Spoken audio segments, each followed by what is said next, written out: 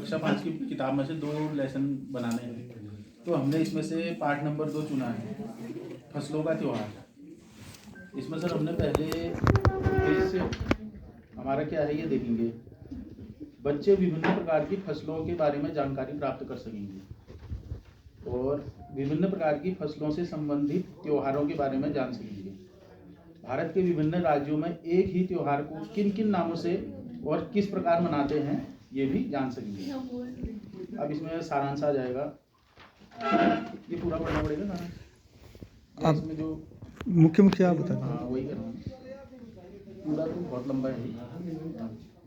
अब जैसे इसमें है फसलों के त्योहार शीर्षक में लेखक ने भारत के विभिन्न हिस्सों में मनाए जाने वाले त्योहारों के बारे में विस्तार व सरलता से समझाया है, जो कि बच्चे आराम से समझ सकें। लेखक के अनुसार जनवरी माह के मध्य में भारत के विभिन्न हिस्सों में फसलों से जुड़ा कोई ना कोई त्योहार मनाया जाता है। सभी राज्यों का त्योहार मनाने का अपना अपना अलग अलग तरीका है। जैसे कि हमारे उत्तराखंड में, उत्तर प्रदेश, बिहार व मध्य प्रदेश में फसलों के त्योहार को मकर संक्रांति या तिल संक्रांति के रूप में मनाते हैं।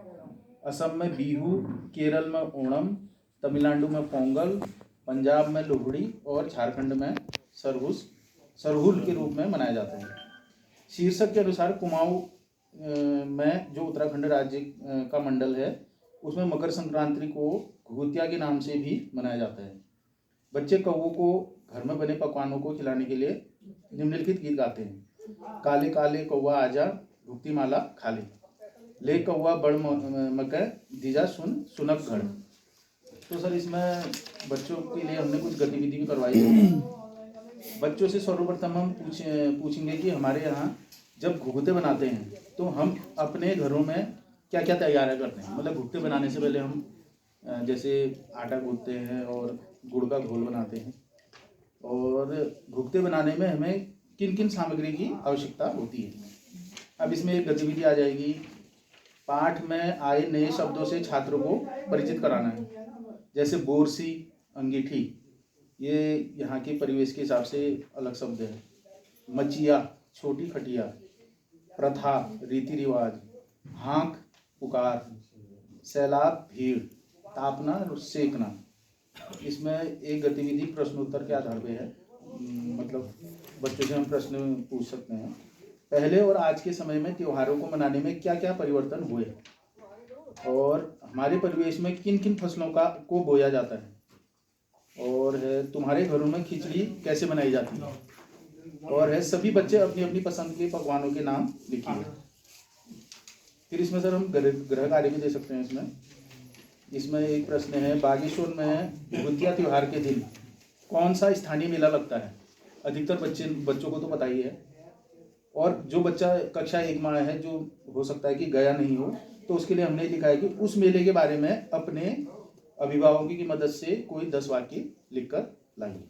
देखिए वो कक्षा 1 की हिंदी की जो पाठ्य पुस्तक है उससे पहला पाठ जो हमने लिया है, एक छोटी सी कविता है बच्चों के संदर्भ में, उसका नाम था झूला। और झूला अमूमन सभी लोग बचपन से ही झूलते हुए आते हैं, और यदि बड़े होने के बाद भी आदमी को कहीं पे झूला नजर आए तो वो झूले में बैठने से, झूलने से नहीं कतराता है। कहीं पार्क में या किसी अन्य स्थान पे या पेड़ पे कहीं रस्सी बंधी हो, रस्सी का ही क्यों ना बना हो, तो झूला एक ऐसा संसाधन कह सकते हैं, प्राकृतिक या मानव निर्मित, जो आदमी को थोड़ा बहुत उसके बचपन में ले जाता है। तो हमने इस पे थोड़ा सा काम किया था, 4 लोगों की हमारी जो टीम थी। तो इस पे सब गतिविधि फर्स्ट, सर्वप्रथम बच्चों का ध्यान आकर्षित करने व बच्चों में रोचकता लाने के लिए अध्यापक पूर्व हाव भाव के साथ या लय ताल के साथ बच्चों के साथ कविता वाचन करेंगे, और साथ ही बच्चों से उनके पूर्व ज्ञान पर आधारित लोकगीत का भी वाचन करवाएंगे। अब कविता आपने सभी ने अपने विद्यालय में बच्चों को पढ़ाई भी है और स्वयं भी पढ़ी होगी, तो इस पे थोड़ा सा नज़र डाल लेते हैं। कविता का जो शीर्षक था वो झूला ही था। तो शुरू एक बच्चा अपनी जो दादी है उससे कह रहा है, अम्मा आज लगा दे झूला। इसके भाव को समझिए कि मतलब बच्चा अपने बड़े से कितना एक्सपेक्ट कर रहा है कि मैं मेरे लिए एक झूला बनाने का काम जो उसकी दादी है या उसका जो भी बड़ा है घर में, माता हो सकते हैं, पिता हो सकते हैं, तो यहाँ पे अम्मा को लिया गया है। अम्मा मीन्स दादी। तो अम्मा आज लगा दे झूला, इस झूले पर मैं झूलूंगा, इस पर चढ़कर ऊपर बढ़कर आसमान को मैं छू लूंगा। तो झूला इस तरीके से झूलता है कि अगर वो एक सही गति से झूला तो वो बच्चा ये सोच रहा है कि मैं आसमान को भी छू सकता हूँ। झूला झूल रही है डाली, झूल रहा है पत्ता पत्ता। जो भी पेड़ की जिस पेड़ पे झूला बनाया गया है वहां का जो भी डाली है वो भी झूल रही है और हवा के साथ एक एक पत्ता भी झूल रहा है। इस झूले पर बड़ा मजा है, चल दिल्ली ले चल कलकत्ता। और इस झूले पे इतना मजा है कि ये हमें दिल्ली का भी आनंद करा रहा है और कलकत्ते का भी आनंद करा रहा है। तो 8 लाइनें हमने इस पे ली है, बाकी अभी 4 लाइनें इसकी कविता की और थी, वो हमने इस पे शामिल नहीं की है। इस तत्पश्चात बच्चों से उनके पूर्व ज्ञान पर जो शिक्षक हैं वो कुछ लोकगीत भी हमारे प्रचलित हैं।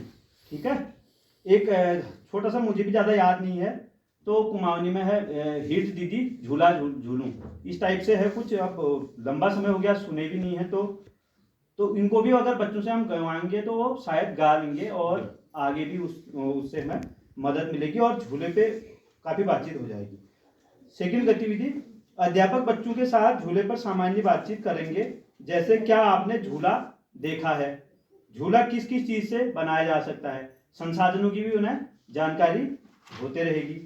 आप झूले पर कहाँ कहाँ झूले हैं। ठीक है, तो झूले पर हो सकता है बच्चा अपने घर में झूला हो, और अगर थोड़ा बहुत बच्चा अगर बड़ा है तो वो ये कह सकता है कि मैं सर्वप्रथम जब छोटा बच्चा था तो उस समय जब मैं पैदा हुआ था तो उसके बाद ही मैं झूले में झूला था। क्या आपके घर पर झूला है, ये भी एक प्रश्न है। तो हो सकता है झूला होगा भी या नहीं भी हो सकता है, या बच्चे कह सकते हैं कि हमने पेड़ पे बनाया है या किसी अन्य स्थान पे बनाया है। झूला कैसे झूलता है, अब इस पे बच्चा थोड़ा ध्यान लगाएगा कि यार स्वयं भी झूला जा सकता है या फिर किसी अन्य व्यक्ति से उस पर धक्का देकर या बल लगाकर या किसी अन्य तरीके से भी उसको झुलाया जा सकता है। झूले पर आधारित कोई त्योहार का नाम बताइए। अब बच्चा इस पर सोचेगा या फिर हम उसको थोड़ा बताएंगे कि कुछ ऐसे त्योहार भी हमारे देश में प्रचलित हैं जो झूले पर आधारित है, जैसे तीज है या जन्माष्टमी पे भगवान श्री कृष्ण को भी झूला झुलाया जाता है। तो इससे कुछ त्योहारों की भी उन्हें जानकारी हो जाएगी। अब इसके बाद गतिविधि 3 में हमने उनके लिए कुछ प्रश्नोत्तर वगैरह रखे हैं। तो कविता में झ अक्षर कितनी बार आया है गिनकर बताइए। ठीक है, एक गिनती का अभ्यास। और तुकांत शब्दों की जानकारी, जैसे रिम झिम, उड़चल बढ़चल, डाली लाली, इस तरीके के तुकांत शब्द। और गतिविधि 4 में जो है वो मिलान किया जा रहा है। जो इसके उद्देश्य हैं वो बोलने पहले बच्चों को नटखट चूहा कहानी से परिचित कराना। बच्चों को नटखट चूहा कहानी के माध्यम से साहित्य की विभिन्न विधाओं की ओर जोड़ना। तीसरा है बच्चों को कहानी के पात्रों के माध्यम से विभिन्न व्यवसाय के व अपने परिवेश से जोड़ना। फिर इसके बाद जो है कहानी का सारांश है, इसमें कहानी का वाचन किया जाएगा। फिर जो इस पर प्रस्तावित गतिविधियां हैं, गतिविधि 1 है कि बच्चों को अभिनय द्वारा उक्त पाठ का नाटक मंचन कराया जाएगा। गतिविधि 2 में इस कहानी में जो कविता आई है उसको आगे को बढ़ाना है। जैसे क्या है कविता, रातों रात में आऊँगा, अपनी सेना लाऊंगा, तेरे कपड़े को तुरूंगा। तो इस कहानी को बच्चे जोड़ सकते हैं, एक लाइन जोड़ के आगे को बढ़ा सकते हैं। और गतिविधि 3 में इसमें जैसे जो कहानी में शब्द आए हैं, जैसे दुकानदार, चूहा, इनसे हम कुछ पर्चियाँ बना सकते हैं। उस पर्चियों को बारी बारी बच्चा आगे आके उस पर मूक अभिनय कर सकता है और जो शब्द आए हैं उनके बारे में बोल सकता है। कुछ भी, जैसे चूहे के बारे में कुछ बोल दे, या दुकानदार के बारे में, या दर्जी के बारे में। गतिविधि 4 में नटखट चूहा कहानी में आए पात्रों के मुखौटों बच्चों के सहयोग से तैयार करना। तो जो बच्चे इसमें जो पात्र हैं उनके मुखौटे हम बच्चों के सहयोग से तैयार करेंगे। अभ्यास कार्य में प्रश्नोत्तर हैं। प्रश्न, नटखट चूहा कहानी को आप अन्य और क्या नाम दे सकते हैं। प्रश्न, आपके परिवेश में होने वाले अन्य व्यवसाय के नाम बताइए। इसके अलावा भी जो जो व्यवसाय हैं,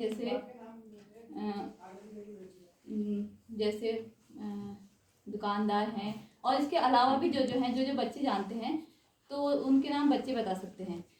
नटखट चूहा पाठ में आपको सबसे अच्छा पात्र कौन सा लगा और क्यों लगा, इसके बारे में बच्चे बताएंगे। तुकांत शब्दों के क्रम को आगे बढ़ाना दूसरा अभ्यास कार्य। इसमें तीसरा अभ्यास कार्य कुछ विलोम शब्द लिए हमने, पाठ से, जैसे रात का दिन, बड़ा का छोटा, शहर का गांव इत्यादि। चौथा अभ्यास कार्य है बच्चों को कपड़े की माप से परिचित कराते हुए मापन की विधाओं से जोड़ना।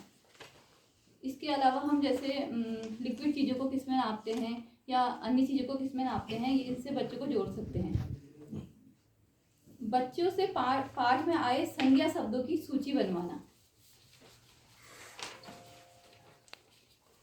इसमें हमने लिया है मिलान करें, जैसे शेर कहाँ रहता है, मछली, चूहा, हाथी, गाय, और एक है जैसे गौशाला, गुफा, तो उसमें बच्चे मिलान करेंगे। निम्नलिखित शब्दों में प्रत्यय जोड़कर नए शब्द बनाना, जैसे घबरा में है हट जोड़ के घबराहट बना, तो ऐसे आप अन्य शब्दों को कैसे बना सकते हैं, जैसे कड़वा में, जगमगा में। और निम्नलिखित शब्दों से वाक्य बनाइए, जैसे चूहा, राजा, टोपी, दुकानदार, तो इनसे बच्चे वाक्य बना सकते हैं।